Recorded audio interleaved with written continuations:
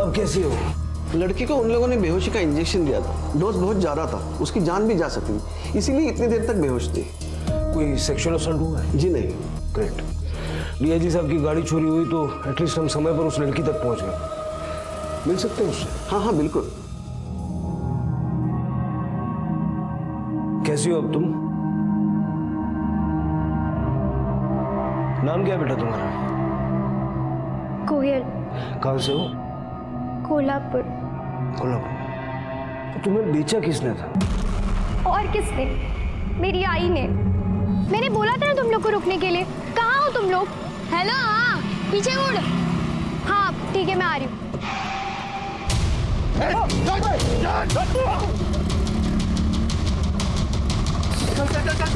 निकाल निकाल गाड़ी निकाल।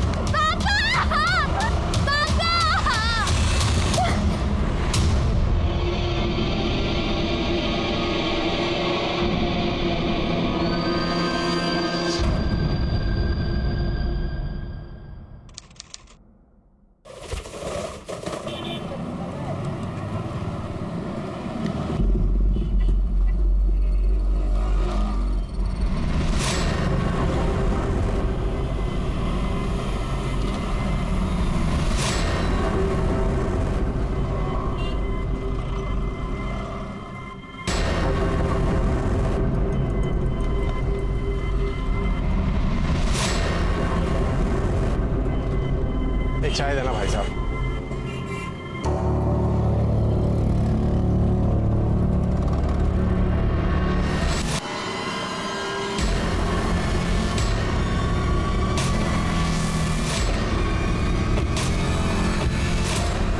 अरे रुकिए अरे करणे सर। ही फाईल साहेबांच्या टेबलावर ठेवा। हो सर। हेलो हेलो, मैं कदम बोलतोय। डीआईजी साहब की गाड़ी चोरी हो गई है। क्या सर? अभी अभी फोन आया कि डीआईजी साहब की गाड़ी चोरी हो गई है। क्या? सारे पुलिस स्टेशन को अलर्ट कर दो। Okay sir. डीआईजी की कार की चोरी से पूरा डिपार्टमेंट सकते में आ गया था, लेकिन पुलिस के आला अफसर की कार उठाने की जुर्रत आखिर किसने और क्यों की?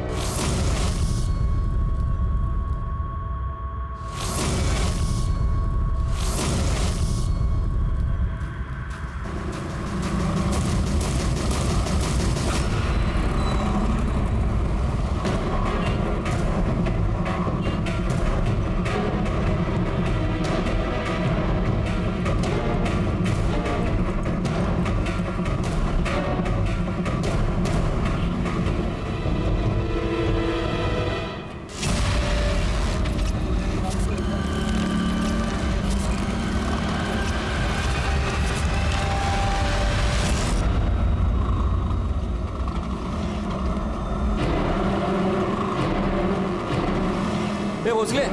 डीआयजी सरांची गाडी चोरी झाली। अरे ही गाडी आता 10 मिनिटापूर्वी गेली। ते कांबळे गाडी पुढे घे।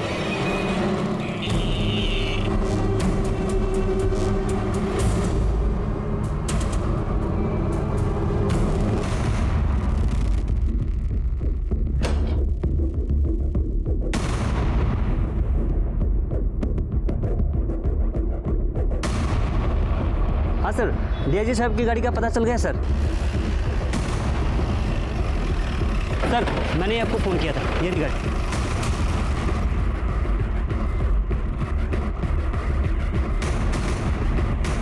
पता चला कौन लेके आया ये गाड़ी यहाँ पे? नहीं सर, मैंने आसपास के लोगों से पता किया, लेकिन किसी को कुछ नहीं पता इस गाड़ी के बारे में।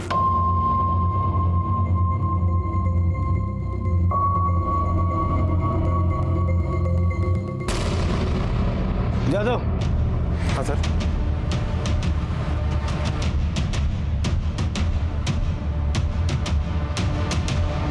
ये रहा सर।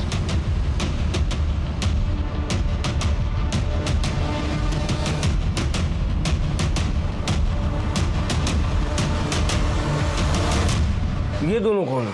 पता नहीं सर, हमेशा आते जाते रहते हैं। सर ये घर भी अजीब है और घर के लोग भी अजीब है। हमेशा इस घर में कुछ ना कुछ होता ही रहता है।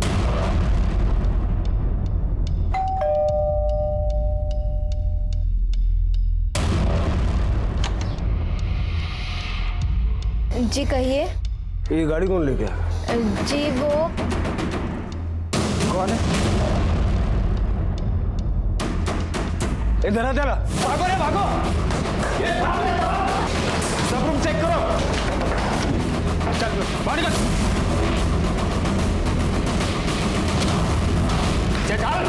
चल रे चल।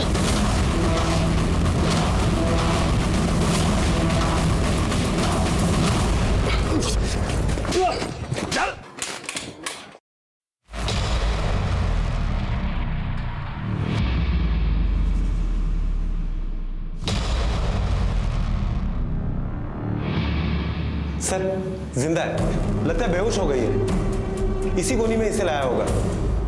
लड़की को हॉस्पिटल भेजो। 24 घंटों के अंदर पुलिस ने डीआईजी की कार को ढूंढ निकाला और इस इन्वेस्टिगेशन के दौरान पुलिस के आगे एक नया केस आकर खड़ा हो गया। गलती हो गई साहब, माफ कर दो साहब। लड़की कौन है वो? साहब नया माल है। नया माल है। वो साहब अभी डिलीवरी हुआ था साहब। इस लड़की के लिए गाड़ी उठाई थी? हाँ साहब, वो सुलेमान भाई ने बोला था कि सरकारी गाड़ी से जाएंगे तो चेक नाके से बच के निकल जाएंगे। साहब हमको नहीं पता था कि वो गाड़ी डीआईजी का है। सुलेमान भाई कौन है? वो लड़कियां भेजता है। ये लड़की भी हमें सुलेमान भाई ने दी थी। कहाँ रहता है? मुलुंड में साहब। वो लड़की को पहुंचा के मैं गाड़ी निकल के जा ही रहा था, उतने में आप लोग आ गए साहब। कहाँ से उठाया सुलेमान भाई ने इस लड़की को? साहब वो सब मेरे को नहीं पता है साहब। मेरे को लड़की दी और बोला 1 साल के लिए उसे संभाल, कुछ भी कर, लेकिन 1 साल के बाद उसको जिंदा चाहिए थी वो। 1 साल के लिए जिंदा चाहिए मतलब? साहब अल्लाह कसम बोल रहा हूँ, मेरे को कुछ नहीं पता है साहब। ये सुलेमान भाई का नंबर और एड्रेस लिखवा चल।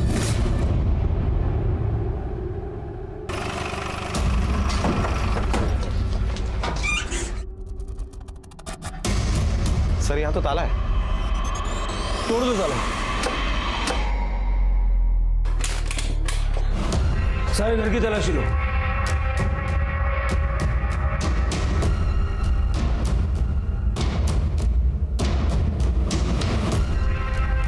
सर ये देखिए, ये एप्लीकेशन है और नाम लिखा है सुलेमान शेख। ये फोटो सारे पुलिस स्टेशन में सर्कुलेट कर दो और ये नंबर ट्रैकिंग पे डाल दो। Excuse me sir. Hello. Okay okay sir, hospital से फोन था, उस लड़की को होश आ गया है। अब कैसी हो? लड़की को उन लोगों ने बेहोशी का इंजेक्शन दिया था। डोज बहुत ज़्यादा था, उसकी जान भी जा सकती थी, इसीलिए इतनी देर तक बेहोश थी। कोई सेक्सुअल असल्ट हुआ है? जी नहीं। ग्रेट। डीआईजी साहब की गाड़ी चोरी हुई तो एटलीस्ट हम समय पर उस लड़की तक पहुंच गए। मिल सकते हैं उससे? हाँ हाँ बिल्कुल। कैसी हो अब तुम? नाम क्या है बेटा तुम्हारा? कोयल। कहाँ से हो? कोल्हापुर। कोल्हापुर। तो तुम्हें बेचा किसने था? और किसने? मेरी आई ने। आर्यन उठ, बाबा को खाने के लिए बुला जल्दी से। बाबा बाबा बाबा बाबा, देखो मैं फिर से फर्स्ट आ गई।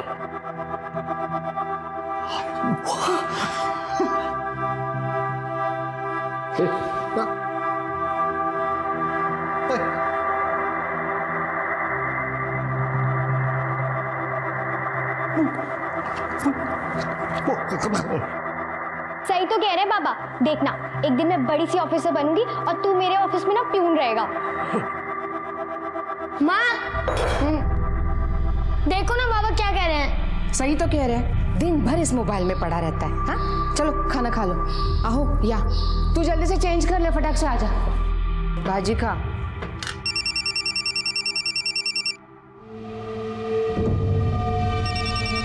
कुछ लाऊं तुझे?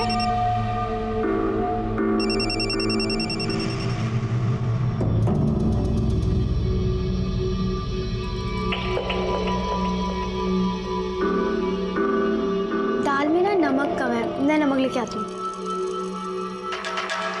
तुम पागल हो गए हो क्या? अगर कोयल के पापा को पता चला तो मुझे जान से मार देंगे। फिलहाल तो तुम उतना ही करो जितना मैं कह रही हूँ। अब रखो फोन।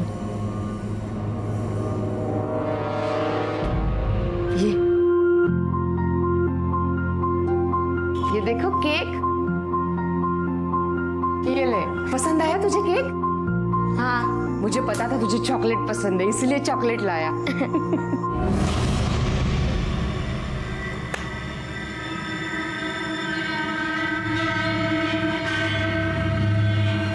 आज नहीं।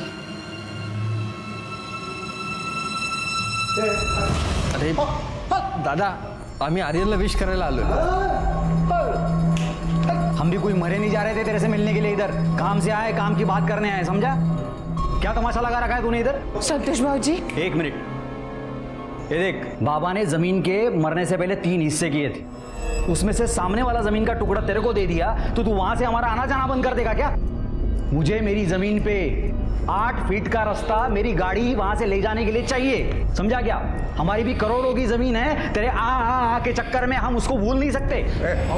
ये संतोष भाऊ जी कैसी बात करें अपने बड़े भाई से? वहिनी, आपल्या नवऱ्याला जरा समजावून सांगा मग, जो हमारी जमीन पे नाक की तरह कुंडली मार के बैठा है। चुप रहे, चुप। ऐसे कैसे बात कर सकते हैं आप पापा से? नहीं देंगे हम आपको जाने का रास्ता, उड़ के जाइए अपने प्लॉट में। और हम क्यों सोचे आपके बारे में? आपने सोचा था दादा दादी के बारे में, कितनी तकलीफ सही है उन्होंने। इतने भर की नहीं है तू, और जबान तेरी गज भर की। अपने बाप के लिए टर्टर करना बंद कर, चल बाजू बैठ। अरे क्या कर रहे हो? क्या कर रहे हो? क्या करते तुम ये? देख लिया इसको, हैं? खाली नाम का बड़ा भाई है ये। तू बोला इसलिए मैं इधर आया, और हमको घर के अंदर तक नहीं लिया इसने। ये ऐसे सीधे सीधे मानने वाला नहीं है, तेरे को तो मैं दिखाऊंगा। भाई ने साला तू दादा तुझा निकालला, झूठा भाई यार। अरे दादा तुझा निकालला, भांडू नका।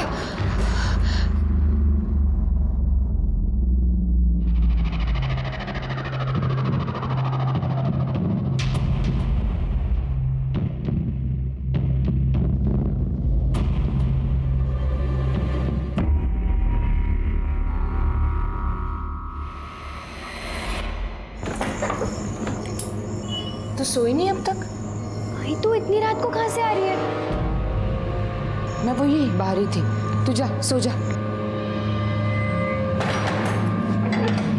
सो जा जाके, लेट हो गया है।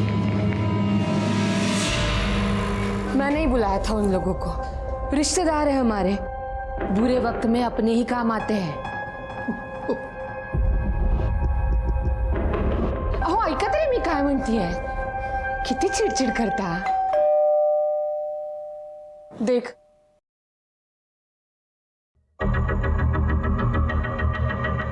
ये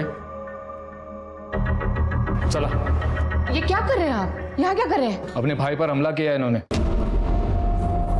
हाँ इंस्पेक्टर साहब, हाँ कल मैं इधर आया था रात में, हमारे बीच में थोड़ा पंगा हो गया था। उसके बाद ये मेरे घर आया, इसने मेरे घर पे पत्थर फेंके और मुझे चाकू दिखाकर इसने मारने की कोशिश की। क्या बकवास कर रहे हो तुम? हाँ नहीं इंस्पेक्टर, ऐसा कुछ नहीं किया इन्होंने। देखिए, आपको जो भी कहना है पुलिस स्टेशन में आके कहिए, फिलहाल हमारे काम में दखल अंदाजी मत करिए। इन्होंने कुछ नहीं किया, मैं बता रही हूँ आपको। चलिए। कुछ नहीं किया, कहीं नहीं किया।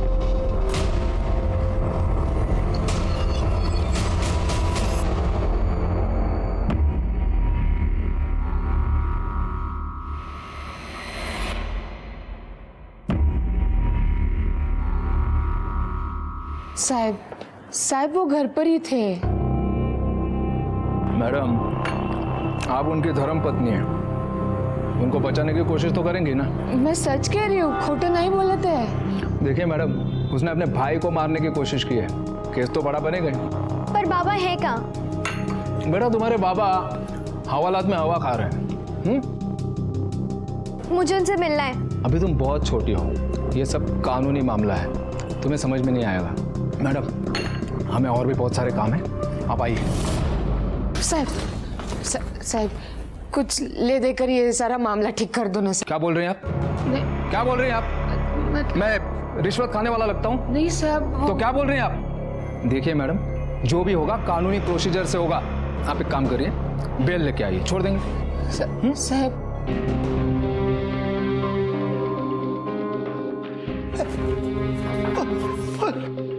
बाबा बाबा आप कैसे हैं? बाबा ये लोग आपको क्यों नहीं छोड़ रहे? मैं जानती हूँ आपने कुछ नहीं किया है। क्या हो रहा है इधर? क्यों शोर मचा रहे हो? चलो निकलो यहाँ से। बाबा चलो, अरे चलो यहाँ से। काय झालं रे? बघ काय झालं? अरे चलो यहाँ से, बोली ना मैं। हे लड़की, यहाँ क्यों आई? यहाँ बगैर इजाजत के आना मना है। ये पुलिस स्टेशन है, घर नहीं। चलो जाओ यहाँ से। मैं बाबा को छोड़ के नहीं जाऊंगी। जाओ यहाँ से, नहीं तो बाबा की तरह अंदर कर दूंगा। नहीं, बाबा ले को जाओ छोड़ के इसे। नहीं जाऊंगी। चल बेटा चल। निकलो। आई मैं बाबा को छोड़ के नहीं जाऊंगी प्लीज। आई बाबा। और तुम लोग आइंदा ध्यान रहे, जाओ।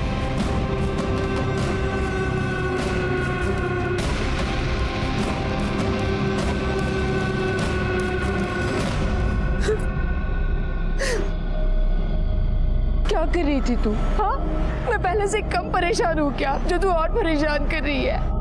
मत कर, समझता नहीं तुझे। मैडम, आपको अपने पति की बेल करवानी है क्या? हो, मेरे पास ना एक वकील है मैडम, अच्छा वकील है, अशफाक खान नाम है उसका। कार्ड देता हूँ मैडम, फ़ोन करिए उसको, बेल 100% हो जाएगी। मेरे पति ने कुछ नहीं किया है। देखिए आप फिक्र मत कीजिए, आपके पति की बेल हो जाएगी। आप रिलैक्स हो जाइए, बैठिए और मुझे डिटेल में बताइए। बैठिए। वकील अंकल ने बाबा की बेल भी करवा दी थी। सब बहुत खुश थे। माँ ने बाबा को छुड़ाने के लिए दिन रात एक कर दिए थे। मुझे लगा कि मैं ही गलत समझ रही हूँ। माँ सच में बाबा से बहुत प्यार करती है, लेकिन फिर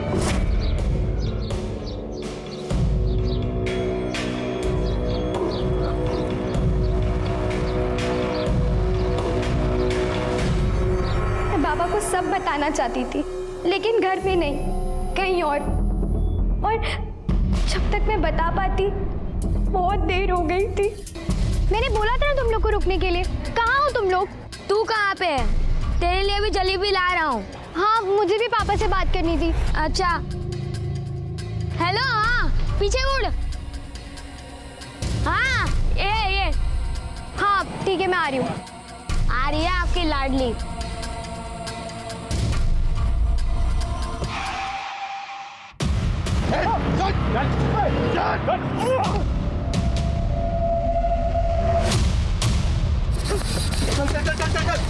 निकाल गाड़ी निकाल। पापा! पापा!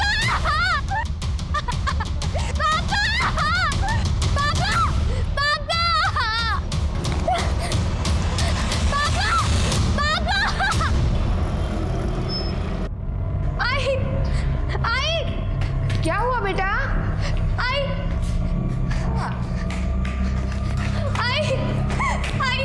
क्या हुआ? इतनी घबराई हुई क्यों है? क्या हुआ? बाबा और आर्यन को कोई उठा के ले गए। क्या? हेलो? तेरा बेटा और तेरा पति हमारे पास है। क्या?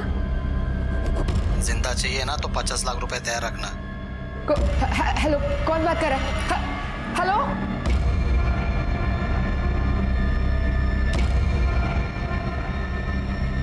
क्या किया आपने बाबा के साथ? क्या बोल रही है तू? ज्यादा नाटक मत करिए।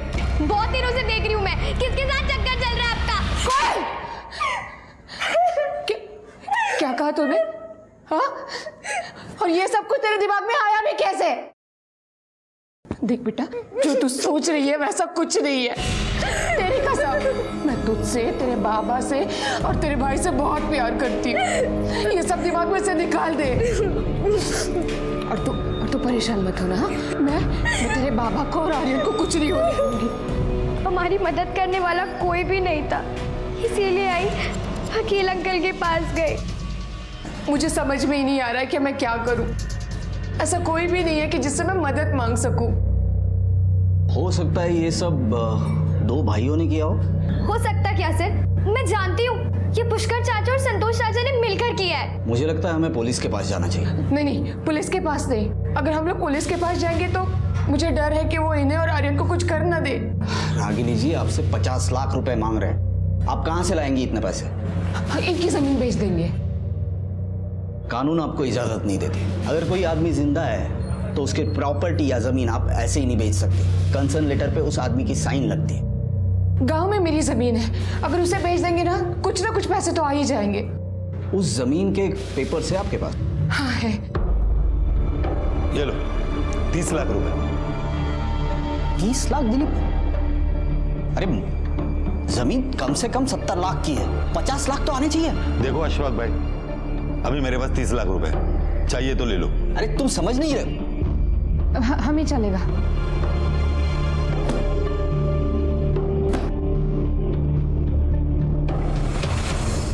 देखो इससे ज्यादा पैसे नहीं है मेरे पास, क्या करूं मैं? सिर्फ 30 का ही इंतजाम हुआ है।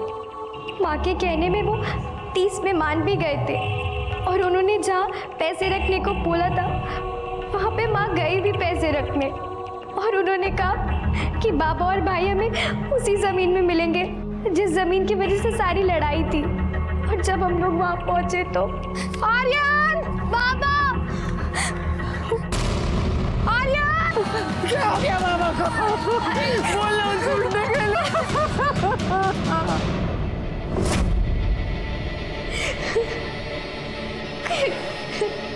फिर क्या हुआ? फिर पुलिस आई, उन्होंने दोनों चाचा को अरेस्ट कर लिया। माँ ने बोला भी कि बाबा को उन्होंने ही मारा है, लेकिन उन्होंने दोनों चाचा को छोड़ दिया। सबूत कहाँ है हमारे पास उनको बंद रखने के लिए? छोड़ना तो पड़ेगा ही ना। 3 महीने बाद भी कुछ नहीं पता चला, और फिर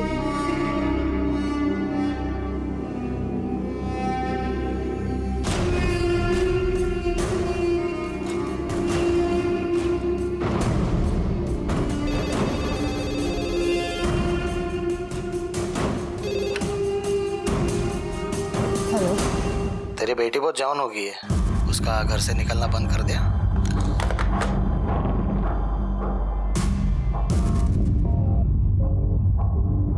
चाचा के आदमी मुझे आते जाते परेशान करते थे।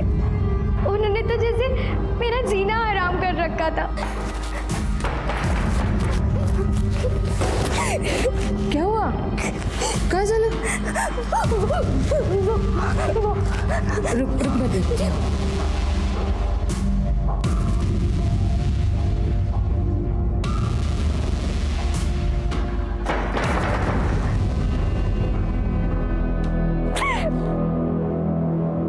डर मत, अब हम लोग यहाँ पे नहीं रहेंगे। हाँ, फिर माँ ने मुंबई आने का डिसीजन लिया। फिर आई मुझे मुंबई ले आई, और मुंबई आने के बाद तो मेरा शक यकीन में बदल गया। भाई को तो जैसे सारी चीजों से आजादी मिल गई थी, वो चुप चुप कर किसी से मिलने भी जाती थी।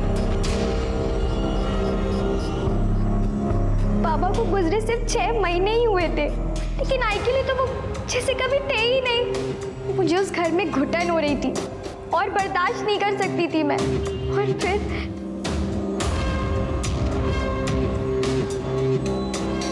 क्या चल रहा है आपका? माँ, मैं इतनी छोटी नहीं हूँ कि मुझे कुछ समझ में ना आए। तुम तो गलत समझ रही है कोयल। मैं कुछ गलत नहीं समझ रही हूँ, सब पता है मुझे। आप बन ठन कर जाती हैं और कार में किसी से छुप छुप कर मिलती हैं।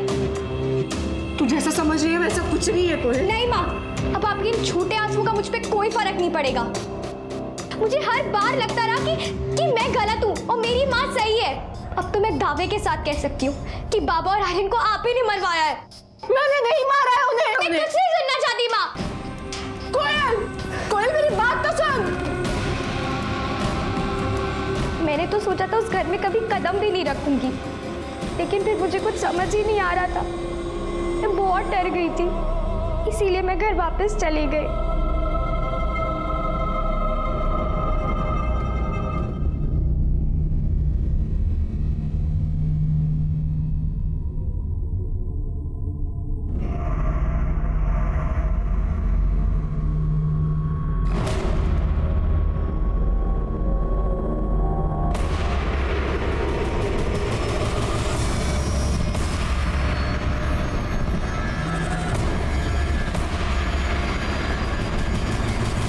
फिर मुझे सीधा हॉस्पिटल में होश आया।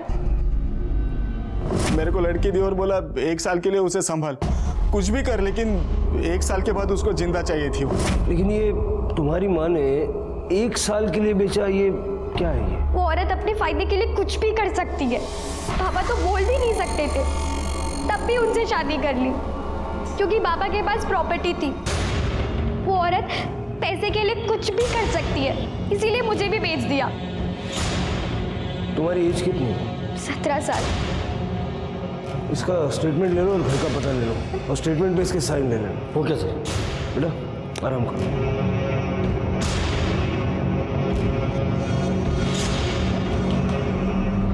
अरे निकम, सुलेमान का कुछ पता चला? नहीं सर, जब से अकरम पकड़ा गया सुलेमान का फोन बंद आ रहा है और सुलेमान ने सिम भी फर्जी नाम से लिया था सर। सर क्या कोई औरत इतना गिर सकती है कि अपने बेटे और पति को मारने के बाद अपनी ही बेटी को धंधे पर लगा दे? जादव, अपने मतलब के लिए इंसान कुछ भी कर सकता है। सर मुझे 1 साल वाली बात समझ में नहीं आ रही है। लड़की 17 की है जादव, हो सकता है कि उसकी माँ उसके 18 के होने का इंतजार कर रही हो। क्यों सर, ऐसा क्या होने वाला था 18 साल में? अब इसका जवाब या तो रागिनी दे सकती है या सुलेमान। सुलेमान का जल्द से जल्द मिलना बहुत जरूरी है और इससे पहले कि रागिनी अंडरग्राउंड हो जाए उसको उठा ले।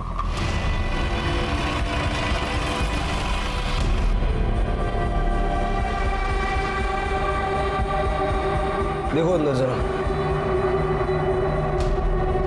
सर यहाँ पे तो नहीं है। ऊपर देखते हैं।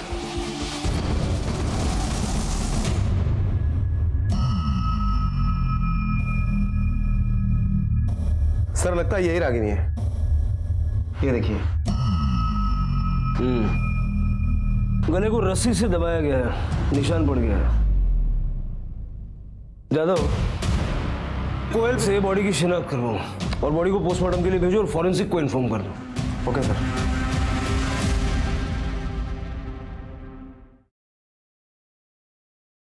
ये वही औरत है जिसे मैं आई कहती थी।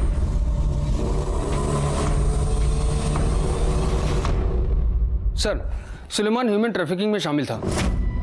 उसके खिलाफ बहुत से चार्जेस हैं पुलिस रिकॉर्ड में, ये देखिए सर। और सर मुझे लगता है कि सुलेमान ने ही रागिनी को मारा है क्योंकि माँ बेटी यहाँ अकेली रह रही थी और सुलेमान की नजर उन पर पड़ी हो, उसने माँ को मारकर बेटी को उठाकर बेच दिया। सर रागिनी की पोस्टमार्टम रिपोर्ट आ गई है। पोस्टमार्टम रिपोर्ट के मुताबिक रागिनी की मौत 10 तारीख को रात को 8 बजे से 12 बजे के बीच में हुई है।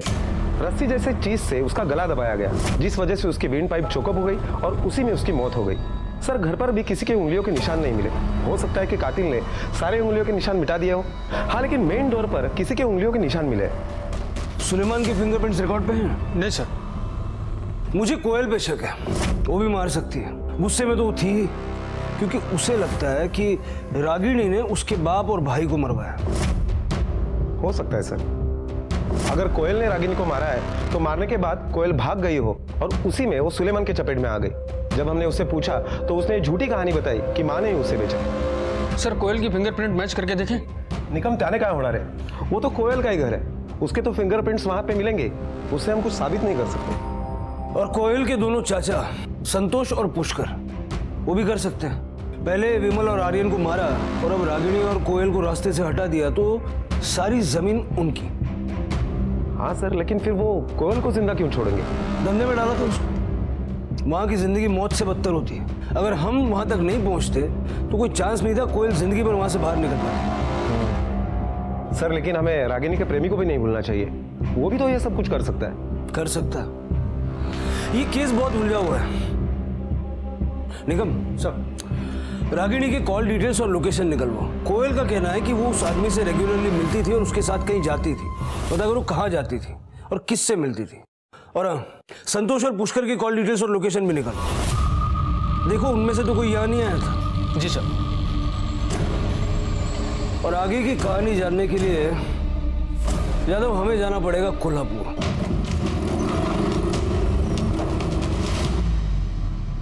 लेकिन सर मैं क्या करता?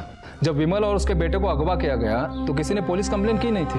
बाद में जब उनकी डेड बॉडीज मिली तो बताया गया कि दोनों चाचा ने किया है। हमने उनको अरेस्ट किया, पूछताछ की, लेकिन कुछ पता नहीं चला। अब सबूत ना होने के कारण हमें उन्हें छोड़ना पड़ा। पाटिल साहब, खून हुआ है तो खून ही तो होगा। हाँ, पर वैसा कुछ पता नहीं चला। पता चला नहीं, आपने पता करने की कोशिश नहीं की। माँ बेटी दोनों कोल्हापुर छोड़ के चले गए, आपका काम खत्म। ये केस अब हम टेक ओवर कर रहे हैं। या ना दे, लेटर दे। जादव, इनसे दोनों भाइयों की फिंगरप्रिंट्स की फाइल लेकर रागिनी के घर में मिले फिंगरप्रिंट्स से मिला के देखो। तब तक दोनों भाइयों से बातचीत करते हैं। Okay sir.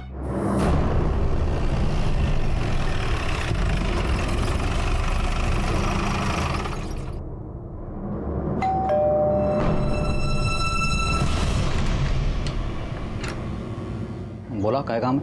आपकी भाभी रागिनी का खून हो गया है। बार बार उन दोनों के साथ कुछ होता है, पुलिस हमारे पीछे पड़ जाती है। अरे हमने कुछ नहीं किया है साहब। मैं मानता हूँ कि हमारे बीच में झगड़ा था, मेरा दादा बचपन से ही गूंगा था, इसके लिए माँ बाप ने कुछ ज़्यादा ही लाड प्यार करके उसको रोड साइड वाली ज़मीन दे दी थी। ये भी नहीं सोचा कि उसकी ज़मीन के पीछे हम दोनों भाइयों की भी ज़मीन है। दादा ने उसकी ज़मीन से हमारा आना जाना बंद कर दिया, रास्ता ही बंद कर दिया। अब आप ही बताइए, जब आदमी के पास रास्ता ही नहीं है, अपनी ज़मीन तक कैसे पहुँचेगा वो? करोड़ों की ज़मीन थी हमारी। तो जमीन पे रास्ता बनाने के लिए अपने भाई के परिवार को रास्ते से हटा दिया। ऐसा मैंने कुछ नहीं किया साहब। दिल में मेरे बहुत बार आता कि मैं दादा को मार ही डालूं, लेकिन वो वहीनी के बारे में सोच के मैंने वैसा किया नहीं। क्यों? वो अच्छी औरत थी साहब, वो तीनों भाइयों के बीच में दोस्ती बनाकर रखना चाहती थी। हे बघ दादा, आर्यनचा वाढदिवस है। रागिनी वहिनी ने बोला है कि एक बार घर पे आ जाओ और अच्छे से बात कर लो। वो अपनी ज़मीन पे गाड़ी जाने के लिए रास्ता दे देंगी। मैं गया था साहब आर्यन के बर्थडे में, सोच के कि सुलह हो जाएगी, लेकिन दादा ने बेइज्जत करके हमको घर से निकाल दिया था। और अगले दिन तुमने झूठी कंप्लेंट करके अपने दादा को अंदर करवा दिया। नहीं साहब, झूठी कंप्लेंट नहीं थी, वो सच में मेरे घर पे आया था। उसने मेरे घर पे पत्थर फेंके थे, चाकू दिखाकर मुझे मारने की कोशिश भी की थी उसने। ये तेरे दादा के मोबाइल लोकेशन का रिकॉर्ड है। इसके हिसाब से वो उस दिन अपने घर पर ही था। वो तो उस दिन मोबाइल अपने घर पे ही छोड़ के आया था साहब। अच्छा, तेरे सामने वाला बंगला किसका है? मोहिते का ना? उसका सीसीटीवी फुटेज हमने चेक किया। उस रात ना विमल तेरे घर आया था, न किसी ने पत्थर फेंके थे। अब सच बोलेगा तो फायदे में रहेगा। मैं सच ही बोल रहा हूँ साहब। ऐसे नहीं मानेगा ये। क्या रिमांड रूम में दे गया? नहीं, एक मिनट साहब, एक मिनट साहब। मैं सच बता रहा हूँ साहब। मैंने झूठा केस बनवाया था, मैं मानता हूँ, लेकिन मैंने उसका खून नहीं किया साहब। मैं बहुत गुस्से में था, इसलिए मैंने केस बनवाया था। रागिनी और पुष्कर के बीच में कुछ था? नहीं साहब, कुछ नहीं। पक्का? हाँ साहब।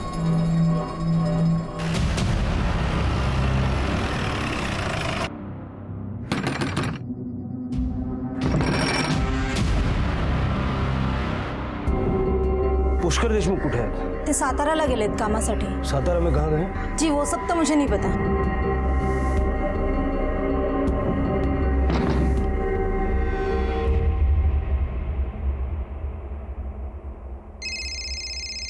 हेलो सर, दोनों भाइयों की कॉल डिटेल्स आ गई है। संतोष मुंबई नहीं आया था, लेकिन पुष्कर के फोन की लोकेशन उस दिन रागिनी के घर की है। सर, एक बार शाम को 7:30 बजे के लगभग और रात को 11 बजे के करीब। उसके बाद से पुष्कर का फोन बंद है सर।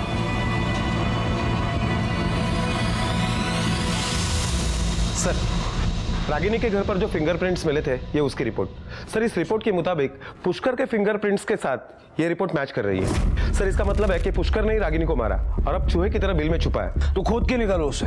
उसकी फोटो सारे पुलिस स्टेशन में सर्कुलेट कर दो। जी सर। सर, और एक बात पता चली है, जब से रागिनी कोल्हापुर से मुंबई गई है, उसने कोल्हापुर का नंबर बंद करवा दिया और मुंबई में एक नया नंबर ले लिया। इस नए नंबर से पुष्कर के टच में थी? सर, जब तक वो कोल्हापुर में थी तब तक वो पुष्कर के टच में थी, लेकिन जब से वो मुंबई गई है, पुष्कर के साथ उसका कोई कांटेक्ट नहीं है। और कोई नंबर है जिससे अक्सर बात करती थी? जी सर, एक नंबर मिला है किसी आमन राव के नाम पर, लेकिन जब हमने इंक्वायरी की तो वो फर्जी नंबर निकला। वो मुंबई में एक्टिवेट था। मतलब कोल्हापुर से जाने के बाद किसी के टच में नहीं थी ना सर? अशफाक खान के नाम। उसका वकील? जी सर। सर, यकीन नहीं हो रहा है, रागिनी जी का कत्ल हो गया। आप तो जानते होंगे ना उन्हें? हाँ, मैंने उनके शोहर की बेल करवाई थी। 2-3 बार उनके घर पे भी गया था खाना खाने के लिए। इतनी ज्यादा जान पहचान कि मुंबई जाने के बाद भी रागिनी आपसे देर तक बातें करती थी? सर, वो मेरी क्लाइंट है। वो अपने नाम की जायदाद, जमीन जो थी उनकी, वो बेचना चाहती थी, इसलिए मुझे बार बार फोन करती थी कि कोई अच्छा बायर ढूंढ ले और वो जमीन बेच दे। अच्छा नहीं हुआ रागिनी जी के साथ। सर, मैंने वार्न किया था लोकल पुलिस को और उनको बताया भी था।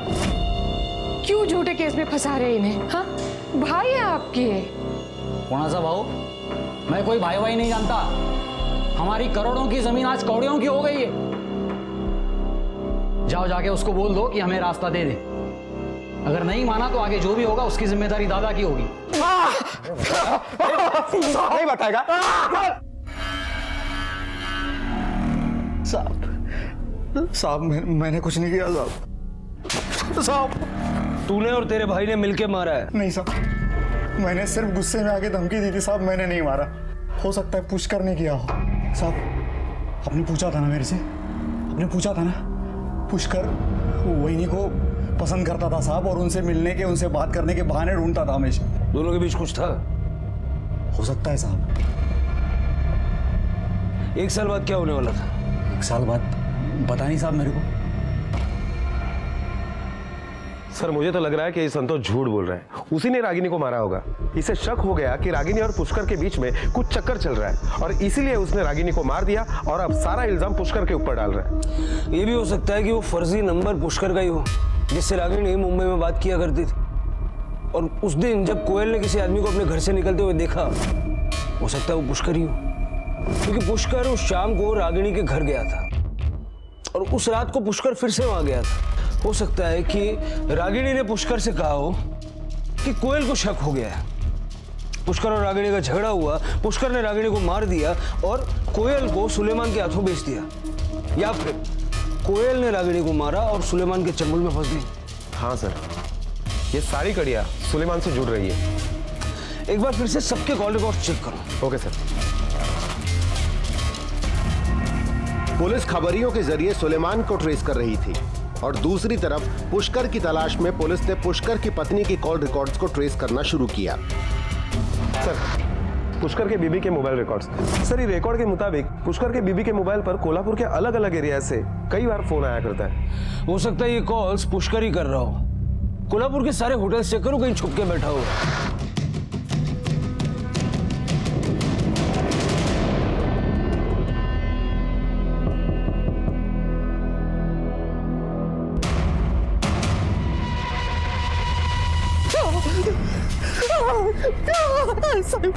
चुपचाप कर रहा हूं। क्या चल रहा था तेरे रागिनी के साथ? सब कुछ नहीं साहब, वो भाभी थी मेरी। तेरे कॉल रिकॉर्ड्स हैं हमारे पास, बहुत लंबी चौड़ी बातचीत करता था। साहब वो सिर्फ जमीन के सिलसिले में बात हो रही थी। आज आर्यन का बर्थडे है, इनका मूड भी अच्छा है, तुम आके बात कर लेना। हाँ वही नहीं, सच बोलूं तो मुझे बहुत बुरा लगता है। आप चोरों की तरह मुझे फ़ोन करती है, मुझसे मिलने आती है। साहब विमल दादा कुछ सुनने को तैयार ही नहीं थे, और संतोष बाबू का गुस्सा भी बहुत खराब है। आर्यन के बर्थडे वाली रात झगड़े के बाद रागिनी से मिलने गया था तू?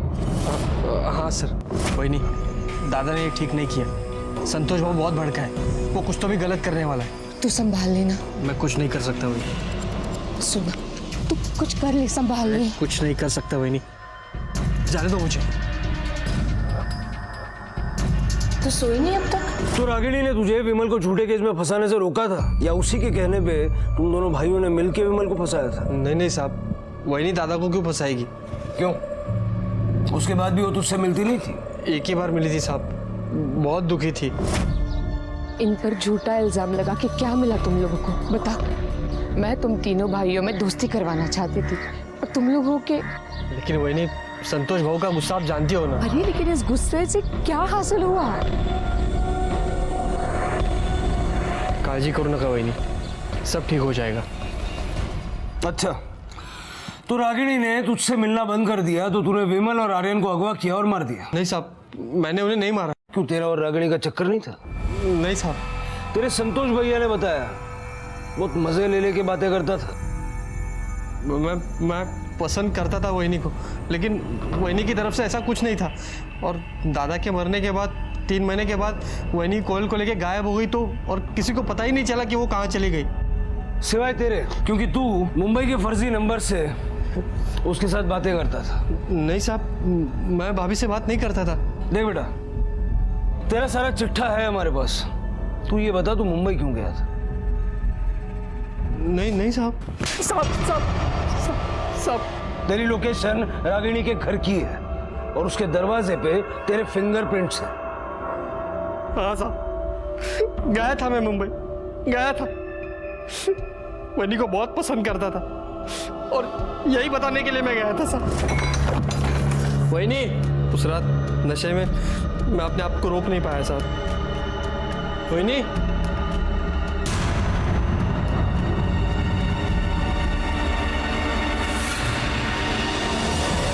मैंने उन्हें नहीं मारा साहब। अगर तूने नहीं मारा तो छुप के क्यों बैठा था? मैं बहुत डर गया था साहब। मुझे लगा कि मेरे मोबाइल की लोकेशन वहाँ की पुलिस को मिल जाएगी और मेरे फिंगरप्रिंट्स भी वहाँ थे ना।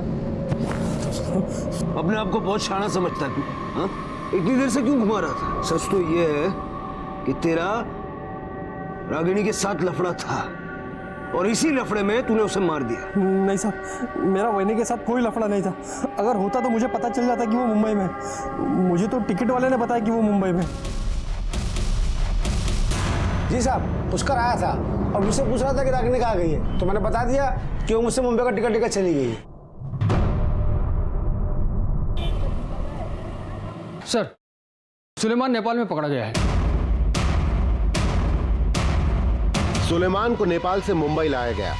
अब सारी बिखरी कड़ियों को बस वो ही जोड़ सकता था। अब बता, कहां से उठाया था कोयल को? उठाया नहीं था साहब, कोयल को बेचा था किसी ने मुझे।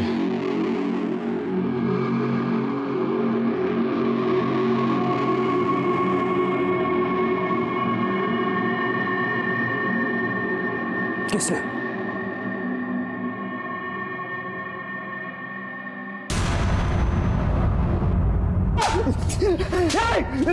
चलो उठा उठा उठा, चल बोल बोल बोल बोल बोल बोल रागिनी को कैसे मारा बोल।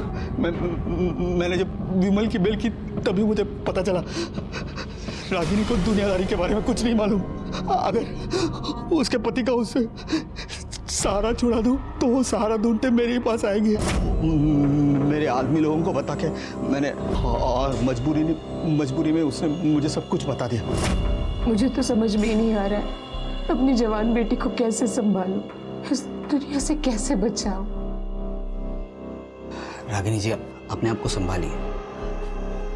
मैं हूं ना आपके साथ, हर कदम पे आपके साथ हूं। मारा कैसे वो बोल। सर मैंने रागिनी के साथ प्यार का नाटक किया। रागिनी को पति नहीं चाहिए था, उसके बेटी के लिए बाप चाहिए था। ऐसा बाप जो उसके बेटी को दुनिया से प्रोटेक्ट करे। मैंने रागिनी के दिल में संतोष और पुष्कर के लिए डर बिठा दिया।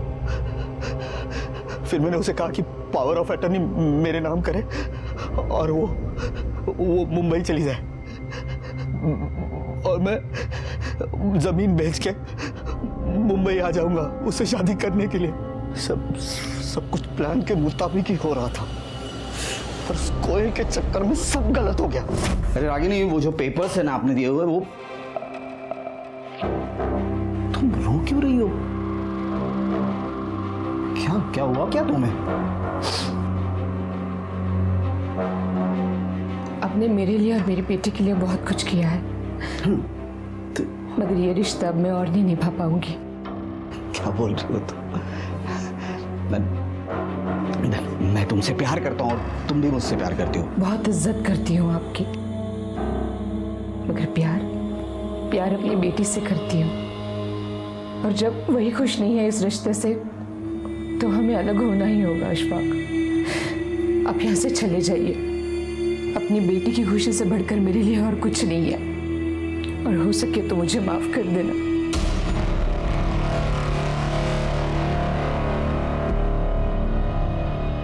चले जा। तूने कोयल को सुलेमान के हाथों 1 साल के लिए बेचा, क्यों? क्या करता साहब? कोयल 17 साल की, सोच रहा था कि 1 साल बाद उसके साथ शादी करके उसके नाम की प्रॉपर्टी मेरे नाम कर लूं। सोचा जब तक शादी नहीं हो रही है उससे कुछ कमाई कर लूं। साली किस्मत ही खराब है मेरी, किस्मत खराब। तुम्हारे बाबा के गुजर जाने के बाद तुम्हारी माँ सिर्फ तुम्हारे लिए पिता का साया ढूंढ रही थी, और उस आदमी ने तुम्हारी माँ के प्यार का गलत फायदा उठा के उसे मार डाला। तुम्हारी माँ ने कभी किसी को धोखा नहीं दिया, बल्कि जिंदगी में सिर्फ धोखे खाए। बहुत प्यार करती थी तुमसे। तुमने गलत समझा अपनी माँ को। तू जैसा समझ रही है वैसा कुछ नहीं है तुझे। नहीं माँ, मुझे हर बार लगता रहा कि मैं गलत हूँ और मेरी माँ सही है। अब तो मैं दावे के साथ कह सकती हूँ कि बाबा और आलिम को आप भी